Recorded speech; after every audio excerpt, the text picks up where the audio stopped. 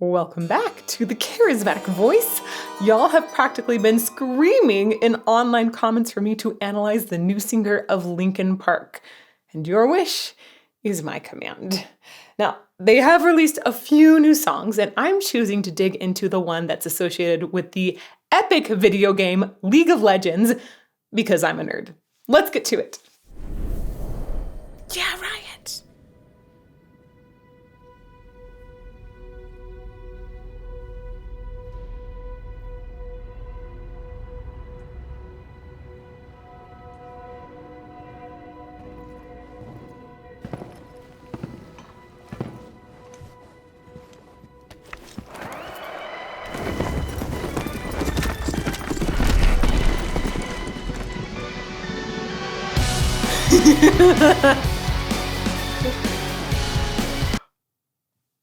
This is an awesome beginning. I love the animation, first of all. I mean, also, League of Legends looks amazing. I admit it's not a game I personally play. I have watched it many times. It's amazing for esports in particular. But I love the sound at the beginning. I wonder, so this video says Heavy is the Crown featuring Linkin Park. I think Heavy is the Crown is by Linkin Park, but we have so many sounds from the video as well, and this Foley. Of course, the sound designers at Riot Games are incredible. Really, they do amazing work in video games. So I'm wondering if there was a collaboration there with the sound at the beginning. One thing I can say for sure is that it sounds great. It feels like crunchy. The sound is so clear, and it almost feels like you can touch the sound, which is amazing. So back to the beginning.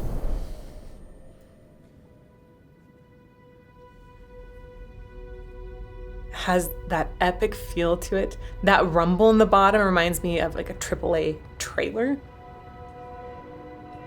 Of course, tolling bells.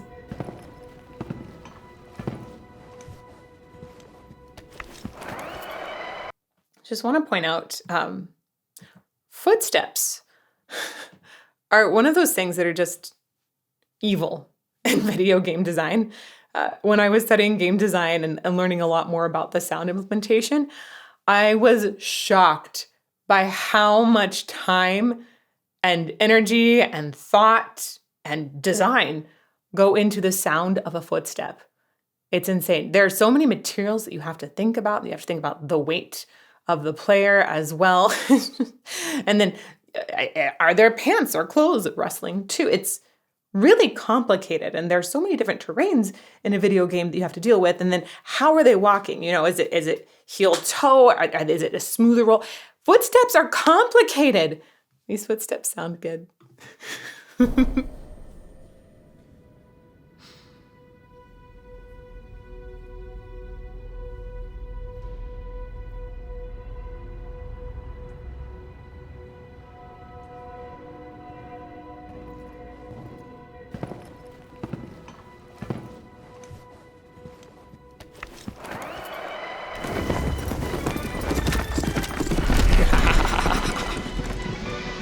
Yeah.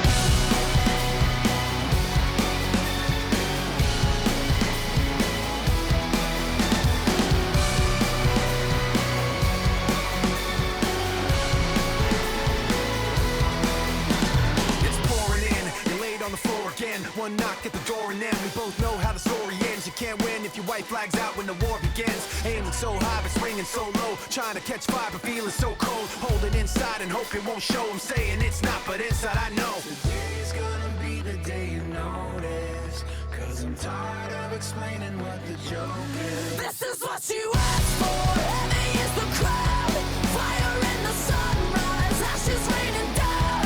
Try to hold it in, but it keeps bleeding out. This is what you asked for. Heavy is the crowd. Whoa. All right. Linkin Park's new sound. First, I just have to say, of course I miss Chester. Like, that, it was devastating to the world, especially to the band. And my hat's off to the band for finding a new way forward. That has got to be so incredibly tough, not just personally to overcome, but how do you redefine yourself after something so terrible has happened? How do you find a new direction that is fresh yet still pays respect to the incredible memories and the fans as well? That is so tough to do. I think that they've captured the overall essence still really well, yet the sound is evolving. And that's exciting. That's really exciting. Let's go back to where it sounds like we really get in here.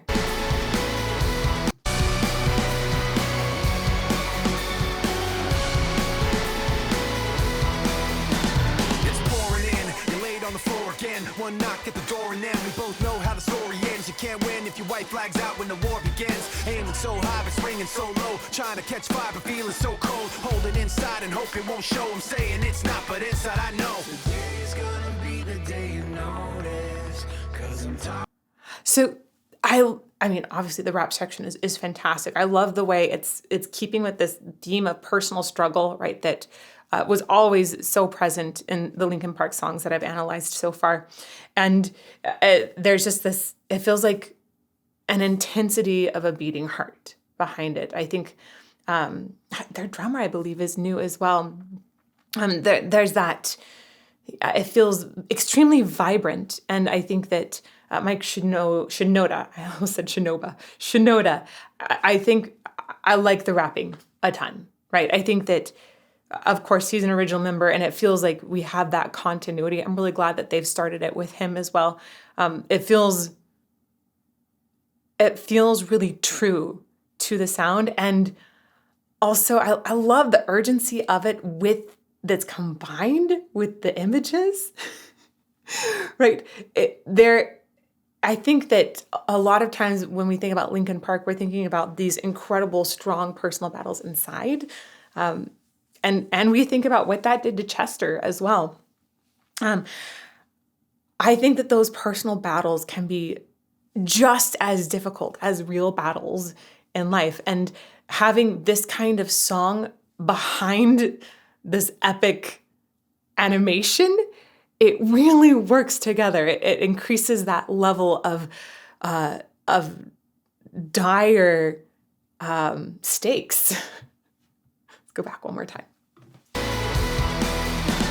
It's pouring in, you're laid on the floor again. One knock at the door and then we both know how the story ends. You can't win if your white flag's out when the war begins. Aiming so high but swinging so low, trying to catch fire but feeling so cold. Holding inside and hope it won't show. I'm saying it's not, but inside I know today's gonna be the day you notice, 'cause I'm tired of explaining what the joke is. So this is also really interesting for me because that's the first time that I get to hear her voice just very lightly in the background. And I was a little surprised by how quiet and electronic it became at that moment. But like I said, I feel like it's very fresh, very, very fresh. Let's keep going. You notice, 'cause I'm tired of explaining what the joke is. This is what you asked for. Heavy is the crowd. Fire in the sunrise. Ashes raining down. Try to hold it in, but it keeps bleeding out. This is what you asked for. Heavy is the crowd. All right. Emily Armstrong is our new singer here, right? Emily Armstrong, yes. She sang in Dead Sarah before. I did hear a song from them before and thought it was really cool. I think it was on a Patreon playlist. It was awesome. Anyhow, she has that edge in her voice that I totally understand why, finding a new direction for the band, you can't, it would feel almost too close to try and find a person who is replicating what Chester did. So going to a female singer instead that has a very similar vocal technique, I think is really smart. I think that's an amazing approach. I gotta say, I think so far, I think this is good. And I hope that the fans will embrace it. I know that there's some other things surrounding personal histories or things like that. I'm not going to get into that. Let's just talk vocally about how this is working and how it blends together as a band. It's a really aggressive edge. Okay, let's be really clear. If Chester had continued to sing for 30 years, I don't know how his voice would have turned out. It was definitely pressed. You only have so much vocal budget you can go through. And we've seen plenty of singers sort of reinvent themselves partway through and learn how to do that pressed aggressive edge in a way that's super duper healthy. This is studio version. It's going to be hard for me to tell how Emily is making this sound. Really, the way we would know best is by putting a camera down her throat. But right now, it does sound really pressed, aggressive, very similar to Chester's vocal technique. Let's keep going.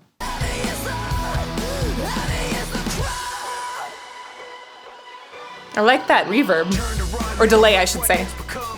Number 10 to 1, back then should have bit your tongue, cause there's no turning back, this path once it's begun. You're already on that list, say you don't want what you can't resist. Waving that sword when the pen won't miss, watch it all falling apart like this. This is what you asked for, heavy is the crowd. I really love the animation and the videos with this. This is such a cool music video. And I love that it's combined with League of Legends because esports are huge, y'all. Like, I think this is the official tournament, the world tournament song or the world championship song. And so many people in this world I think they don't understand how massive video games are. I was one of those lucky people that had an older brother that got me into video games at a really young age.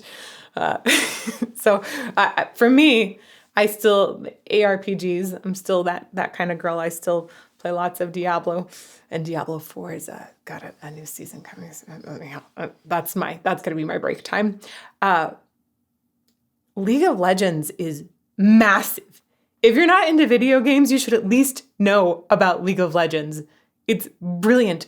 Riot Games has put out lots of different amazing games, but League of Legends really is the thing. I think they released it first in 2009. It's so huge. I think there were statistics at one point showing that these esports tournaments have, and specifically League of Legends, they have more viewers, I believe, than the Super Bowl.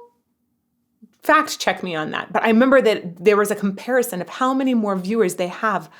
And it's just amazing. Amazing. You have no idea. If you're not in the video games world and you're just kind of like, oh yeah, whatever, it's just people playing games. No. These are entire lives. These are people that are training.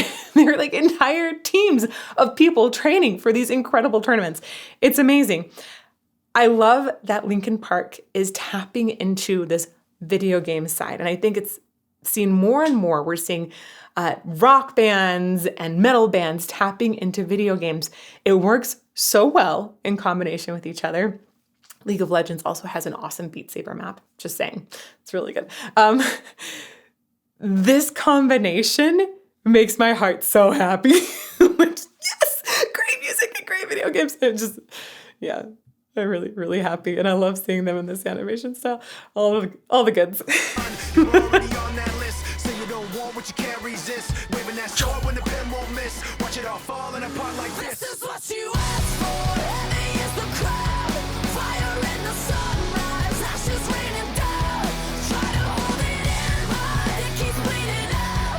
This is what you asked for, heavy is the crowd. So, okay, I think this was just a copy and pasted chorus here. So I don't think we actually have new material that we're analyzing. But I'm listening to the distortion in Emily's voice a little bit more. It sounds to me like we have upper constriction going on. This doesn't sound like it's false fold constriction at all. That's much lower. We would have more of a rumble to it. This has like a cry to it instead. Some people will call this basically bringing a fry scream in with pitch. Sometimes we'll call it pitch screaming. I would look at Courtney LaPlante and compare hers and Emily's vocals, and I think you'll find a lot of similarities. No, don't use that microphone. Please keep going. Okay. We almost had a big problem, y'all. Okay, we're continuing going. Anyhow, there is a similarity in Courtney LaPlante's screams that and the way that it's bringing in these upper laryngeal structures that I think is very similar to what Emily is doing here. And if she is indeed using that sort of edgy structure to help create this sound, it's much more sustainable. I think we're studying these structures a lot more to find out more. But those structures seem to not be as fussy and they're not delicate flowers like the true vocal folds are. The true vocal folds that we're making pitch with, those are, gosh, they're tender. They're more stratified, they're more specific in the tissue, and it seems like they're probably a lot easier to damage. And so ideally, from what we know so far, you would want to use other structures to create this distortion. However, a lot more of this needs to still be verified in research, which is why we're doing research on this subject. The Kickstarter will be done by the time we actually are releasing this analysis. But if you want to see where we're going with this, you can check out the Kickstarter from the Charismatic Voice to research upper laryngeal structures. It's super cool. This being said, there still is a lot of pressure and edge that's in the pitch here. However, with correct training and also endurance built over time, that can be done in a very, very healthy way as well.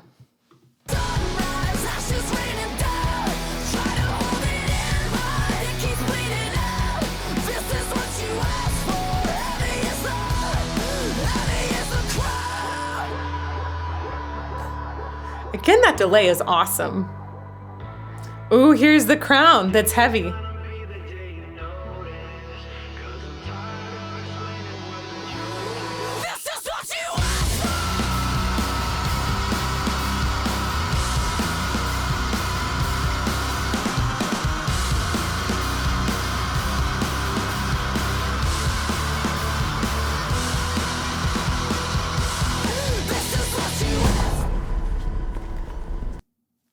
Thank you, Emily. That was a fantastic scream. The breath control of that was awesome. It's those kinds of screams. It's more often than not that I find that kind of scream is not something people can sustain for a really, really long time. That was very, very impressive. That tells me that there's really good closure.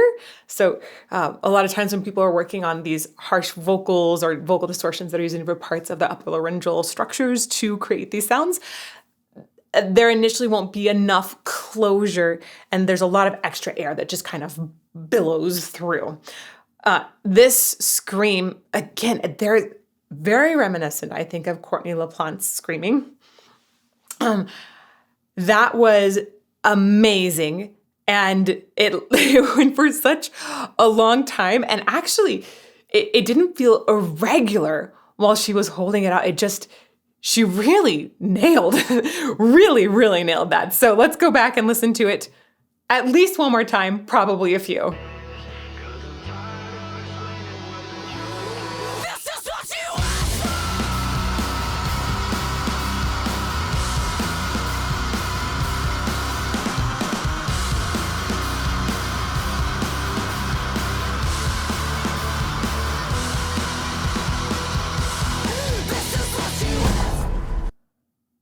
I'm so impressed by that.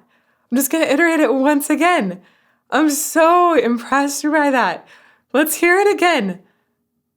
I mean, there aren't many people that can have that long of a scream and keep it that steady.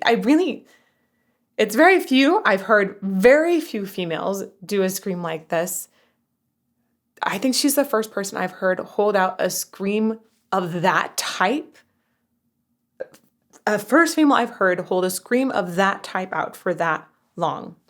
That's exciting. I would really like to know what structure she's using to create that. It sounds like there's some pitch creation, definitely upper constriction, and I'm really curious which parts are constricting there. There are so many possibilities. Again, this area is so under-researched. There have been some studies that look at rock or metal singers with cameras going. The best way to study this is really not with a rigid scope, which is just like a metal tube that goes back like this. With metal singers that are using those upper constrictions, that it's so active in the back of the throat in this upper area. It's really too active to see well with a rigid scope. So what you want to use is a flexible scope, which goes up the nose. It goes all the way back and then down your soft palate. And it has this eagle's eye view down the throat then. So it sits higher so it can observe some of those structures better without as much gagging too. Very important. And now one of the problems is most of the research that's been done, and it's even that is very little, has only been able to see through that camera. And the moment that there's something that constricts up higher, it obscures the view of anything below. And we have seen in a DMRI, which is video MRI, we did this with Will Ramos earlier this year, where we're able to see all of the structures together. There are many structures that are moving, and you can't see that with just the camera. The camera does give you a lot of good information, but it needs to be combined with more information. And that's why we have a whole group of artists that are coming in. We're doing a DMRI, we're doing little electrodes / needles that put those electrodes in to measure muscle activation in the throat, so we can get more information about how screams like this are achieved. This is an incredible scream though. Any way you look at it, this is an incredible scream.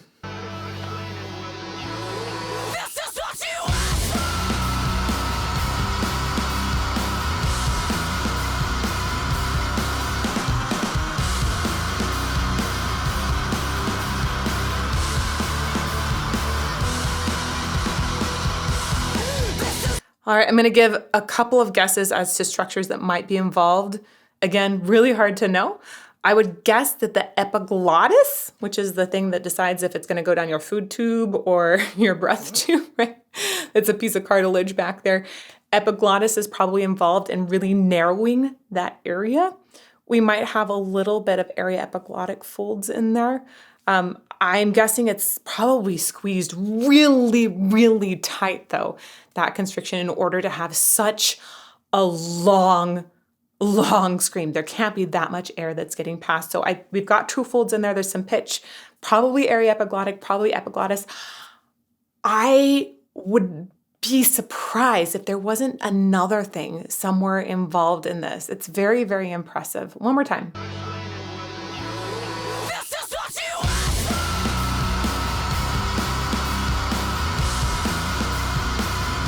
Wow.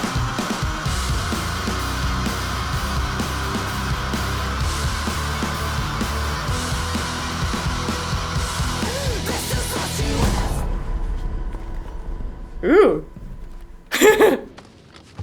Oh, is that the end of the song? The song proper? Again with the footsteps.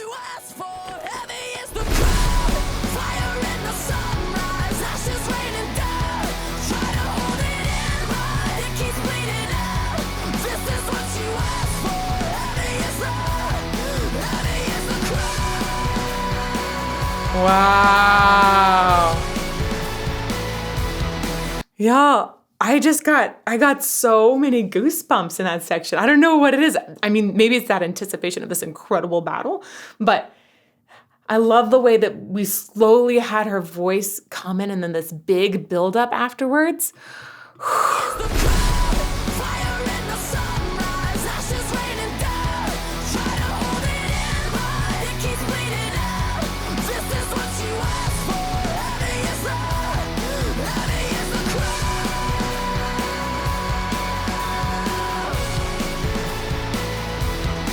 Wow.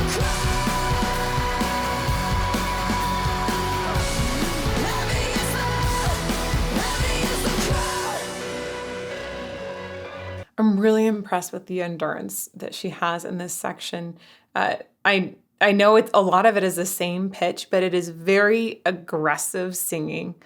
And it's like, gosh, my friend Chris Lipe was describing aggressive singing as like understanding essentially how to push a car in different gears. It's like understanding, there's so many different things about understanding how to drive a car aggressively that can perfectly be compared to knowing how to sing aggressively.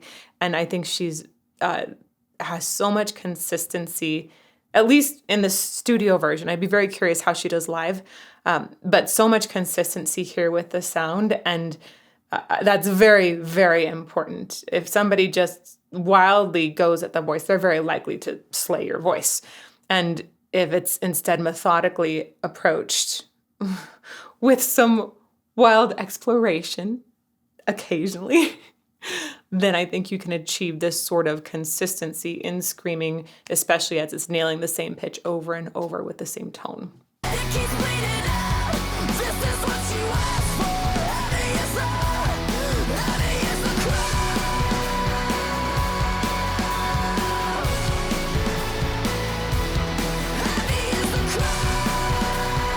Nice.